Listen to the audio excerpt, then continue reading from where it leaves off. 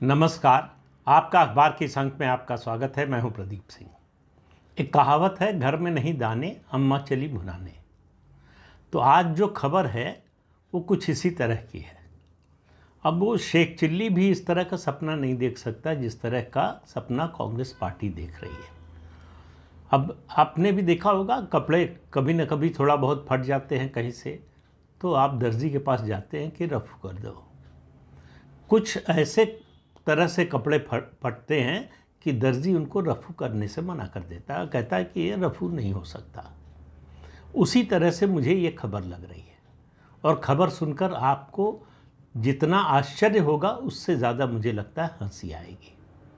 हंसी की बात यह है कि कांग्रेस समर्थित कुछ पत्रकार एक लिस्ट घुमा रहे हैं, चैनल्स पे बोल रहे हैं, बाकी जगह बता रहे हैं, सोशल मीडिया में, कि कांग्रेस पार्टी में एक मंत्रिमंडल की सूची बन रही है कि सरकार बनेगी 4 जून के बाद तो किसको कौन सा मंत्रालय मिलेगा।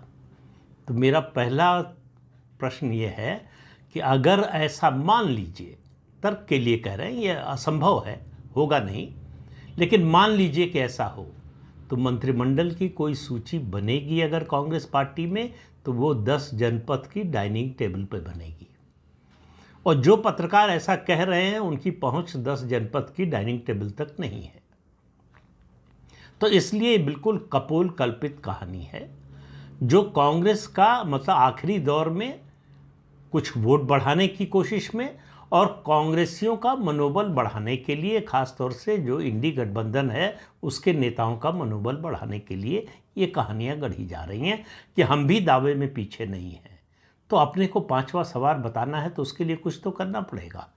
तो वो कोशिश चल रही है। अब कांग्रेस पार्टी हार चुकी है। आज जयराम रमेश का जो बयान आया उससे भी पता चलता है कि इस तरह का कैंपेन चलाने की कोशिश कांग्रेस पार्टी कर रही है। जयराम रमेश ने कहा कि नतीजा आने के बाद प्रधानमंत्री पद का उम्मीदवार तय करने में हमें 48 घंटे से ज़्यादा नहीं लगेंगे। सवाल यह है कि 48 घंटे क्या 48 सेकंड भी नहीं लगेंगे, क्योंकि ऐसी नौबत आने वाली नहीं है। और उसके साथ उन्होंने दूसरी बात जो कही उससे स्पष्ट कर दिया कि उनका इरादा क्या है, वो कहना क्या चाहते हैं। उन्होंने कहा कि उस पार्टी का नेता प्रधानमंत्री बनेगा जिसकी सबसे ज़्यादा सीटें आएंगी। तो जाहिर है कि कांग्रेस सबसे ज़्यादा सीटों पर लड़ रही है, लगभग 300-325 सीटों पर कांग्रेस पार्टी लड़ रही है। तो उसकी सीटें हैं, और किसी पार्टी से जो मैक्सिमम सीटें जो है, या अगर कांग्रेस के अलावा कोई लड़ रहा है तो वो समाजवादी पार्टी है जो 63 सीटों पर चुनाव लड़ रही है। तो उससे ज़्यादा सीटों पर तो कोई लड़ ही नहीं रहा। तो जाहिर है कि सबसे बड़ी पार्टी के रूप में कांग्रेस पार्टी के ही उभरने की बात है। तो ऐसे में राहुल गांधी के ही प्रधानमंत्री बनने की संभावना है, जिस सवाल से पूरे चुनाव के दौरान कांग्रेस पार्टी भागती रही। जब भी राहुल गांधी का नाम प्रधानमंत्री पद के उम्मीदवार के रूप में लिया जाता था, कांग्रेस पार्टी के लोग नाराज़ हो जाते थे, नेता बहुत खफा हो जाते थे। वो कहते थे राहुल गांधी ने कब कहा कि वो प्रधानमंत्री बनना चाहते हैं, अब तैयारी हो रही है।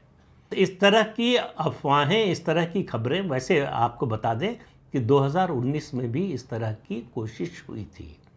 2019 में राहुल गांधी के रणनीतिकारों ने उनको बताया था कि कांग्रेस की 180 सीटें आ रही, तो कांग्रेस पार्टी में सरकार बनाने की तैयारी शुरू हो गई थी।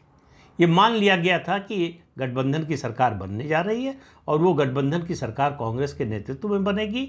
और 2019 में चूंकि कांग्रेस पार्टी ने राहुल गांधी को प्रधानमंत्री पद का उम्मीदवार घोषित किया था, तो इसलिए ये भी माना जा रहा था कि राहुल गांधी प्रधानमंत्री बनने जा रहे हैं। उस समय जो है खबर और चली थी, अब पता नहीं वो खबर है या अफवाह है, मुझे नहीं मालूम। कहा गया कि इटली से सूट भी सिलकर आ गया था, लेकिन वो सूट कभी काम नहीं आया।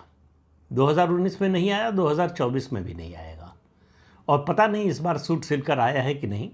लेकिन कांग्रेस पार्टी की इस तरह की कोशिशें, देखिए, हर पार्टी अपनी जीत का बड़ा दावा करती है, लेकिन चुनाव के आखिरी चरण के मतदान से 24-48 घंटे पहले इस तरह की बात करने का मतलब है कि आप अपनी साख को दांव पर लगा रहे हैं। कांग्रेस पार्टी का इस तरह का दावा कि उसकी सरकार बनने जा रही है। जब तक चुनाव चल रहा था बात समझ में आती थी कि हमारे गठबंधन की सरकार बनने जा रही है और 4 जून को जो है जो फैसला आएगा वो हमारे पक्ष में आएगा। ये बड़ी स्वाभाविक बात है, इसमें कोई गलत बात भी नहीं है। ऐसा दावा सभी पार्टियां करती हैं, करना भी चाहिए, क्योंकि कोई पार्टी चुनाव मैदान में चुनाव हारने के लिए नहीं आती, सभी जीतने के लिए आते हैं। और जब तक हार की घोषणा नहीं हो जाती तब तक सब मानकर चलते हैं कि हम ही जीत रहे हैं। तो इस लिहाज से तो कांग्रेस का जो है ये दावा करना चुनाव के दौरान, उसमें कुछ भी गलत नहीं था, वो बड़ा स्वाभाविक दावा था। लेकिन अब इस तरह की बात करना, इसका एक दूसरा मतलब है। वो दुष्यंत कुमार का शेर है, तुम्हारे पाँव के नीचे ज़मीन नहीं, लेकिन कमाल ये है कि फिर भी तुम्हें यकीन नहीं। तो वही हालत राहुल गांधी और कांग्रेस पार्टी और उनके साथी दलों की है। वो कहाँ से सीटें जीतेंगे? मुझे एक भी राज्य जो है तेलंगाना के अलावा पूरे देश में नहीं दिखाई दे रहा है जहां कांग्रेस पार्टी की सीटें बढ़ने की संभावना हो। घटने की संभावना वाले लगभग सारे राज्य हैं। जहां जहां पिछली बार जीती थी वहीं की बात कर रहा हूं, बाकी कहीं और जीतने की संभावना नहीं है। जहां जीती थी वहां भी कम होने की ही संभावना है। तो कांग्रेस पार्टी अगर उसको जो 52 सीटें 52 सीट्स मिली थी 2019 के चुनाव में, मेरा मानना है कि अगर वो 52 सीट्स बचाने में कामयाब हो जाती है तो ये उसकी इस चुनाव की सबसे बड़ी उपलब्धि होगी।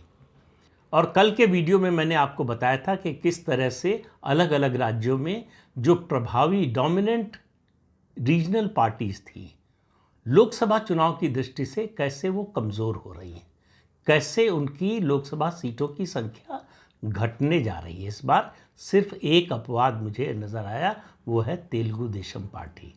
दूसरा अपवाद अगर कोई हो सकता है तो वो जेडीएस हो सकती है। भाजपा से उसका अलायंस है, अलायंस में उसको 3 सीटें मिली हैं लड़ने के लिए। हो सकता है वो 2 जीत जाए या तीनों जीत जाए। पिछली बार 2019 के चुनाव में उसका अलायंस कांग्रेस पार्टी से था और वो सिर्फ 1 सीट जीती थी।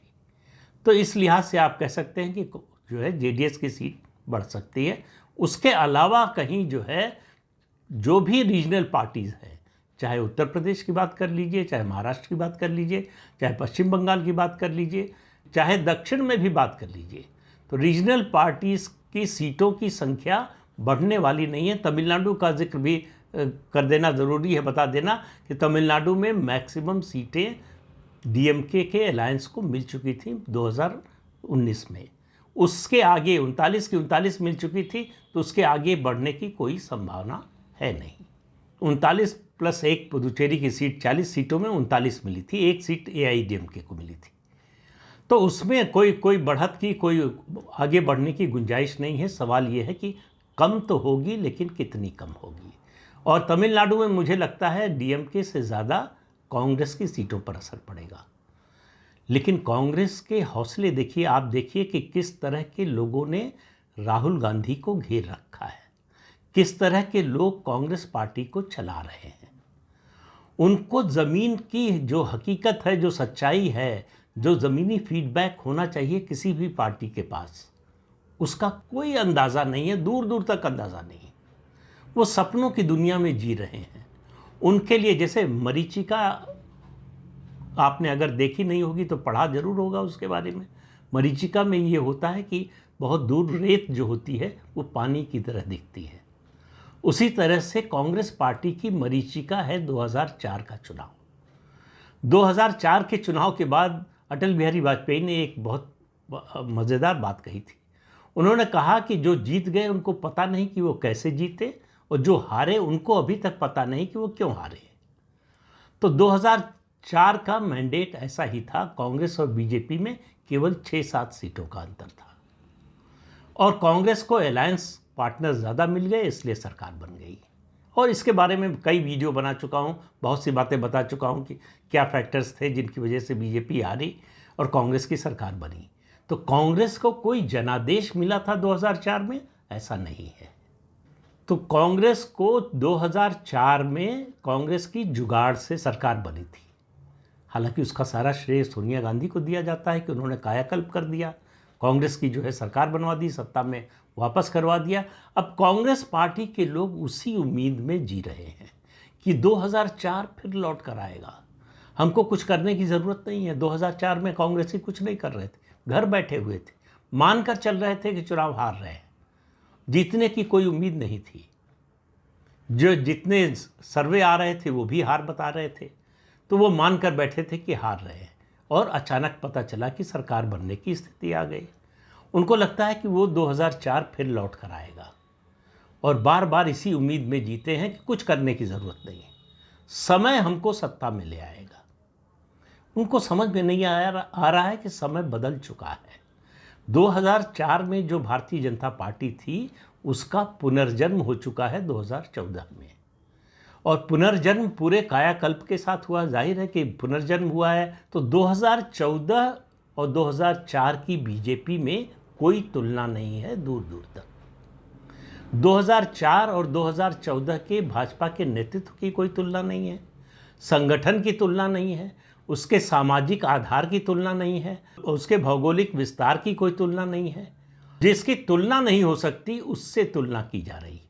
यानी ये वैसे ही है जैसे आप अमरूद और संतरे की तुलना करें। तो उस तरह की तुलना कांग्रेस पार्टी के लोग कर रहे हैं। क्यों कर रहे हैं? क्योंकि वो उम्मीद जगाती है। अगर वो वास्तविकता की बात करेंगे, अगर वो ज़मीनी सच्चाई की बात करेंगे तो निराशा होगी। तो अपने को निराशा से बचाने के लिए उनके पास 4 जून का दोपहर तक का समय है अपने को खुश रखने के लिए। तो उनको लग रहा है कि जितना समय मिल रहा है उतने समय तो खुश रहो।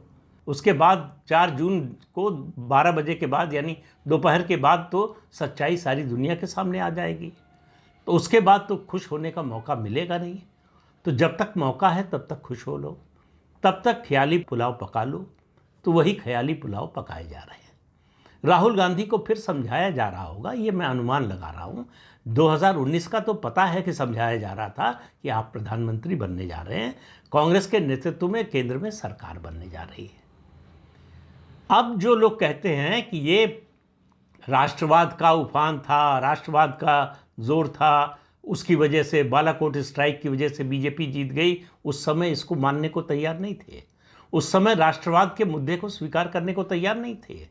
वो उन्हीं लोगों का कहना था कि बालाकोट स्ट्राइक का असर नहीं होगा, पुलवामा में जो हुआ उसका असर होगा। लेकिन चुनाव नतीजा आया तो उनका तर्क बदल गया।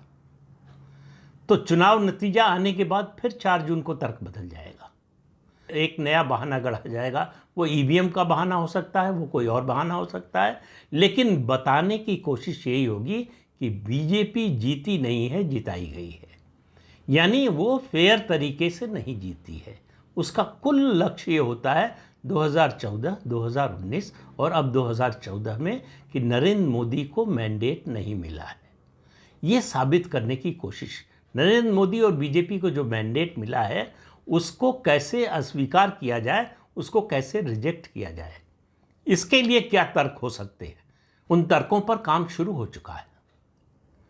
सोशल मीडिया के जरिए का जो इकोसिस्टम है वो दिन रात काम कर रहा है। इस समय जितना चुनाव के समय काम किया उससे कई गुना ज़्यादा इस समय काम कर रहा है, ये बताने के लिए कि कैसे ये मैंडेट मोदी का मैंडेट नहीं है। कैसे जो है विपक्ष की सरकार बननी थी, इंडी गठबंधन की सरकार बननी थी, लेकिन बीजेपी की सरकार बन गई। तो क्यों बन गई? उसमें कोई भी एक भी तर्क जो ज़मीनी सच्चाई है उससे संबंधित नहीं होगा। ये आप मानकर चलिए 4 जून को इस बारे में जब चर्चा होगी, जब बयान आएंगे तो उससे आपको इसकी तस्दीक हो जाएगी। अभी 4 जून की दोपहर तक कांग्रेस पार्टी और उसके गठबंधन के साथी दल ख्याली पुलाव पका सकते हैं और पकाए जा रहे हैं। कांग्रेस पार्टी के लिए असल में सर्वाइवल के लिए जो है कम से कम सोच के स्तर पर यही बचा है कि वो सपनों की दुनिया में जिए, हकीकत को मानने से इनकार कर दें, सच्चाई को देखने से मना कर दें, दिन को रात बता दें। और इसी की कोशिश हो रही है, और ये कोशिश आने वाले दिनों में तेज़ होने वाली है। तो इस अंक में इतना ही, अगले अंक में फिर मिलेंगे किसी नए मुद्दे के साथ। तब तक के लिए अनुमति दीजिए। आपसे अनुरोध है कि ये चैनल देखिए, शेयर कीजिए, लाइक कीजिए और सब्सक्राइब ज़रूर कीजिए। नमस्कार।